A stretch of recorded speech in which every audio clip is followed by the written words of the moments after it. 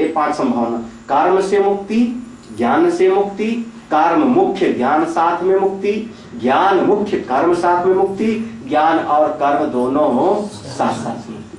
और इन 5 में से भगवान शंकराचार्य जी ने इनमें सबका खंडन कर दिया एक तरफ से। पहले देखो, अब एक बार पहले कह दिया कर्म से मुक्ति। जो लोग कहते हैं कर्म से मुक्ति, और लोग तो ऐसे हैं, उनको भगवान शंकराचार्य जी बहुत कड़वा शब्द प्रयोग करके कहते हैं, बहुत कड़वा शब्द। जैसे जो कहते हैं कर्म से मुक्ति और उनके पास कोई जाता भी है तो वैसे ही है जैसे ऐसे को व्यक्ति के पास जाके रास्ता पूछे जो स्वयं में सूरदास हो गए, जिसको खुद दिखाई नहीं पड़ता। क्यों? क्योंकि कर्म करता है आदमी अज्ञान के कारण ही, अविद्या के कारण कर्म करता है। पहली बात तो इस कर्म का मूल अज्ञान माना गया है, ये बड़ा पक्का सिद्धांत है। कर्म का मूल अज्ञान है। अच्छा, क्या बात है, नहीं समझ आया, बात नहीं पक्की हो रही ना। कर्म का मूल अविद्या है, ये पक्का कर लो आप लोग। हाँ, अच्छा, एक बच्चे को बता दिया जाए कि बेटे तुम ब्राह्मण के यहाँ पैदा हो गए हो, मुसीबत है, ब्राह्मण ठाकुर के यहाँ पैदा हो गए, तुम अगर पढ़ लिख भी लोगे तो तुमको नौकरी मिलने वाली नहीं है। एक बच्चे के मन में बिठा दो तो मेरे ख्याल में वो पढ़ेगा ही नहीं। तब बच्चे के मन में अगर बिठान पढ़ने के लिए लगाना है, आपको कर्म में लगाना है, तो आप क्या कहोगे? अरे पढ़ लेगा तो राजा बाबू बन जाएगा, बड़ा अफसर बन जाएगा। ये जो माँ बाप कह रहे हैं पढ़ लेगा तो बड़ा अफसर बन जाएगा, हम पूछे तुम भी तो पढ़ लिए, कितना अफसर बन गए? तो ये है अविद्या। हम अविद्या के भीतर एक आरोपण करते हैं और आरोपण करके किसी को कर्म में नियोजित करते हैं। ये हमेशा का एक मूलभूत सिद्धांत, कर्म का मूल अविद्या ही माना गया है, पक्का समझिए। अगर हाँ, ये रमन महर्षि वाला सिद्धांत है, अगर जगत समझ में आ जाए झूठा तो क्यों कोई कुछ करे। चलो, ये बात ना समझे, अभी नहीं, बाद में समझ, ब्रह्मसूत्र तक में। हाँ, दूसरी बात तो एक बात निश्चित है कि कर्म का जो फल होता है वो नित्य नहीं होता। ये बात तो लगातार श्रुति से, युक्ति से और अनुभूति से भगवान शंकराचार्य इसको पक्का करेंगे। कर्म का फल जो भी मिलेगा कर्म से, वो आपको अनित्य ही मिलेगा, क्योंकि कर्म ही अनित्य है। उपदेश सार में रमण महर्षि ने शुरुआत यहीं से किया, कर्तुराज्ञया प्राप्यते फलम कर्म किम परम कर्म। और अगला जो श्लोक लिखा है ना, उसमें कर्म के 4 लक्षण बताए हैं। कृतिमहो दधो पतन कारणम फलम अशाश्वतम गति निरोधकम। ये है कर्म के 4 वहां पर परिणाम। कृतिमहो दधो, कर्म के महासमुद्र में डाल देगा। पतन कारणम, नीचे ले जाएगा। फलम अशाश्वतम, जो फल मिलेगा बहुत क्षणिक मिलेगा। गति निरोधकम, परमात्मा से दूर ले जाएगा। फल जो भी मिलेगा ना ही अध्रुवई प्राप्यते ही ध्रुवम तक, ये श्रुति है, उपनिषद का वाक्य, कठोपनिषद का, कि अनित्य से नित्य वस्तु की प्राप्ति कभी नहीं हो सकती। तो कर्म करने से जो मिलेगा वो अनित्य होगा। तो हम अनित्य वस्तु की प्राप्ति की अभिलाषा ही नहीं करते। इस बात को कर्म कांड वाले बहुत अच्छी तरह से समझते थे कि वेदांती लोग ये तर्क देंगे, ऐसा मत समझना, उनके पास जितनी बुद्धि है वो हमारे लिए आदरणीय है, उसका 100वां हिस्सा भी नहीं हम लोगों का। वो जानते थे इस बात, बिल्कुल जानते। इसीलिए कर्म कांड में उन्होंने नित्य वस्तु की प्राप्ति प्रयोजन ही नहीं माना है। हाँ, महर्षि जैमिनी ऋषि या पूर्व मीमांसा में वो ये कहते नहीं कि हमको नित्य चाहिए, सर्वव्यापक परमात्मा चाहिए, वो तो कहते ही नहीं। उनसे पूछे क्या चाहिए, प्रयोजन क्या है, तो कहते हैं स्वर्ग की प्राप्ति। जीव सुखी होना चाहता है, यहाँ भी सुखी होना चाहते हैं, यहाँ से जाने के बाद भी हम सुखी होना चाहते हैं। तो उन्होंने सीधे सीधे अपने जीवन का लक्ष्य क्या है, बोले यहाँ भी सुखी होंगे और वहां भी सुखी होंगे। तो यहाँ सुखी होंगे कब, जब पुण्य करोगे तब, क्योंकि पुण्य का फल सुख है। वहां सुखी कब होगे, जब यज्ञ करके पुण्य की पूंजी इकट्ठा करोगे तब। तो जीव पुण्य की पूंजी इकट्ठा करें जिससे स्वर्ग के सुख की प्राप्ति हो गई, यही हमारा लक्ष्य है। और स्वर्ग अनित्य है, मैं भी मानता हूं।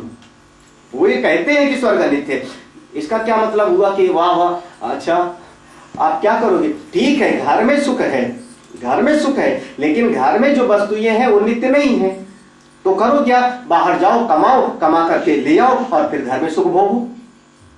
खत्म हो गया घर का सुख, फिर जाओ, फिर कमाओ, फिर कमा करके ले आओ, घर में सुख भोगो। यही नहीं कर रहे हो आप लोग? बाहर सवेरे दौड़े गए डब्बा लेकर के, दिन भर काम किया, 30 दिन के बाद में तनख्वाह लेकर के आए, काय के लिए? घर में हम सुखी होंगे। वो जो 30 दिन आप बाहर जा रहे हो, कमा कमा के ले आ रहे हो, घर में सुखी होने के लिए हमेशा कमाते रहो और सुखी ही होते रहो। तो पूर्व मीमांसा कहेंगे यहाँ ये कर्म भूमि है और वो हमारा स्वर्गलोक भोग भूमि है। यहाँ ढेर सारे यज्ञ करो, पुण्य कर्म करो, खूब कमाओ और वहां सुख भोगो। फिर से आएंगे, पैदा होंगे, फिर से ढेर सारा पुण्य करेंगे, फिर से सुख भोगेंगे। यही तो जीव का लक्ष्य है। ये तो नित्य विभू परमात्मा सद्व्यापक की कहां से चक्कर चलाए तुम? तो वो इसको मानते ही नहीं। इसीलिए जो है दोनों की बात को समझना चाहिए। आप थोड़ा सा पहला दिन है, समझ लो, कड़वा सही, थोड़ा कठिन हो सकता, लेकिन समझिए, कर्म से मुक्ति नहीं। क्यों? क्योंकि कर्म से नित्य वस्तु की प्राप्ति संभव नहीं। कर्म अनित्य है, तो कर्म से जो मिलेगा वो भी अनित्य होगा और हमको अनित्य वस्तु की अभिप्सा नहीं है। ये सबसे पहली बात, यही मुक्ति। अच्छा, दूसरी बात, जो दूसरे लोग हैं वो कहते हैं केवल ज्ञान से मुक्ति हो जाएगी, केवल ज्ञान से। भगवान शंकराचार्य जी कहते हैं अगर आप ये कहते हो कि केवल ज्ञान से मुक्ति हो जाएगी, तो एक बच्चा पैदा हुआ, उसको सीधे सीधे तत्व का बोध प्राप्त करा दो। अगर आप में सामर्थ्य हो तो तत्व का ज्ञान करा दो। तो कहते हैं ये संभव ही नहीं है, ये संभव ही नहीं। जैसे किसी भी गीली लकड़ी को आग आप लगा के दिखाओ, अगर गीली लकड़ी है, उसमें द्रवता है, तो आप उसमें अग्नि लगाओगे भी तो उससे अग्नि उसमें प्रज्वलित नहीं। अगर चित्त में वासनाएं हैं, चित्त के भीतर कामनाएं हैं मनुष्य के, तो हम चाहे भी कि उसको सीधे ज्ञान दे देवे तो उसको ज्ञान प्रदान किया नहीं जा सकता, तो आपका ज्ञान तो फिर संभव नहीं होगा। तो भगवान शंकराचार्य जी यहीं पर आकर के कहते केवल हम चाहे कि किसी को ज्ञान दे देवे तो संभव नहीं। तो कैसे? तो बोल, कई बार ऐसा देखा जाता है कि कोई बच्चा से बचपन से ही ज्ञान के मार्ग में चल पड़ता है, उसका तो कहते हैं वो कृत उपासक है, उसने पहले से कुछ न कुछ कर्म करके आया हुआ है। जैसे आप भागवत में एक दृष्टांत दे लो, जड़ भरत का, पहले तपस्या किए हुए हैं, थोड़ी सी बात रह गई तो फिर से पैदा हुए और जड़ भरत होकर के वो ज्ञान प्राप्त करके और मोक्ष को प्राप्त कर लिए। पहले किया होगा, या अभी कर्म करके मन को शुद्ध करे या पहले करके मन शुद्ध किया होगा। लेकिन चित्त की शुद्धि अनिवार्य है। जब तक चित्त की शुद्धि नहीं होती, मन की शुद्धि नहीं होती, तब तक ज्ञान की प्राप्ति नहीं होती। तो इसलिए अगर कोई कहे कि केवल ज्ञान से, तो वो भी संभव नहीं। देखो दोनों पक्ष अपना एक एक किनारे हो गए। केवल कर्म से तो कहा नहीं, केवल ज्ञान से तो कहा नहीं। तीसरा पक्ष था कि कर्म मुख्य और ज्ञान उसका साथ में, ज्ञान उसका सहायक। ऐसा किया जाए क्या? कर्म मुख्य रूप से कर्म ही प्रयोजन हो और ज्ञान उसका सहायक। भगवान शंकराचार्य जी कहते हैं आप ये बताओ, आप जिस ज्ञान की बात कर रहे हो हम उसको ज्ञान कहते ही नहीं। जिसको तुम ज्ञान कह रहे हो उसको मैं ज्ञान नहीं कहता। आप क्या कह रहे हो कि कैसे यज्ञ करना चाहिए ये ज्ञान प्राप्त करो, भगवान को कैसे वस्त्र पहनाए ये ज्ञान प्राप्त करो, हम इसको ज्ञान कहते नहीं। हम ज्ञान किसको कह रहे हैं? सत्य के बोध हो, मैं कौन हूं इसका ज्ञान हो, ईश्वर क्या है इसका वही जान, तत्वतः एवं यो वेत्ति तत्वतः, हम तत्व को जानना चाहते हैं। तो जो तत्व को जान लेगा, सत्य को जान लेगा, तो सत्य को जानने के बाद कर्म होगा ही कैसे? एक बहुत बढ़िया भगवान शंकराचार्य ने, इतना सटीक भगवान शंकराचार्य ने इस पर आक्षेप किया कि अगर सत्य का बोध हो जावे, देखो अब यही एक सत्य का बोध हम सबको हो गया है कि आसमान नीला नहीं है। दिखाई तो पड़ रहा है, सबको दिखाई पड़ रहा है, बच्चे को भी बुढ़े को भी, कि आकाश नीला है, लेकिन बोध है, ज्ञान है कि आकाश नीला नहीं। कोई बच्चा आकाश को पकड़ने के लिए दौड़ता है जिसको बोध हो गया। अगर ज्ञान हो गया कि आकाश नीला नहीं है, भले दिख रहा है, तो उस आकाश को पकड़ने के लिए अरे कुछ नहीं तो कम से कम 1 किलोमीटर के बाद में तो आकाश छू ही रहा है जमीन को, दौड़ो पकड़ लो। अगर किसी को एक बोध हो गया, एक ज्ञान हो गया, जिसको हम कह रहे हैं कि ये जल मृगमरीचिका का जल है, वास्तविक जल नहीं, मृगमरीचिका का जल है, तो मृगमरीचिका के जल से प्यास बुझाने के लिए वो दौड़ेगा, क्या कर्म करे? हाँ, जे ही जाने जग जाय हेराई।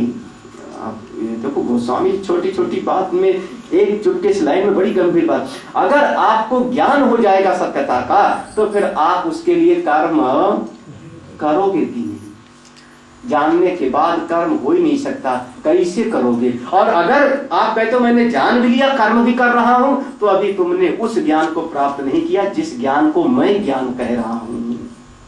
फिर कोई और ज्ञान प्राप्त किया होगा। इसीलिए इस ज्ञान के लिए कहा जाता है मूकम करोति वाचालम पंगुम लंघयते। ये तो गूंगे को वाचाल को गूंगा बना दे, गूंगे को वाचाल बना दे, वो अलग ज्ञान है। तो अगर सत्य का बोध हो जाएगा तो आपसे कर्म होगा ही नहीं। तो जो कहते हैं कर्म मुख्य ज्ञान गौड़, ये बात भी नहीं सुन। अच्छा, फिर वो वाला कौन सा? हाँ, ज्ञान मुख्य और कर्म उसका सहकारी। ज्ञान मुख्य और कर्म सहकारी। भगवान शंकराचार्य जी इस मत को थोड़ा थोड़ा मानते हैं।